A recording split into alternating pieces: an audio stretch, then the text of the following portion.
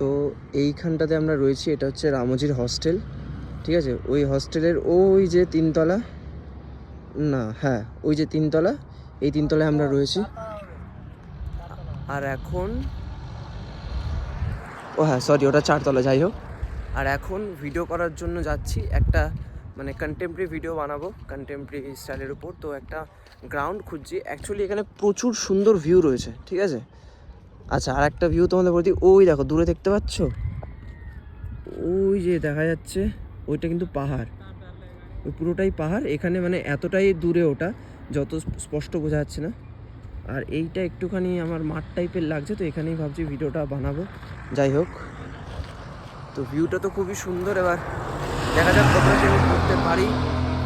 এখানকার রাস্তাঘাটগুলো এতটা পরিষ্কার, এতটা সুন্দর, বলার মতো নেই। রাস্তায় এক ফোঁটা নোংরা দেখা যায় না, এত সুন্দর মেনটেন হয় এখানে। আলাদাই একটা সৌন্দর্য আছে এই পরিবেশটা, মানে হায়দ্রাবাদের এখানকার পরিবেশটা, বিশেষ করে রামোজি সিটি, রামোজি এই বিষয়টা আলাদাই।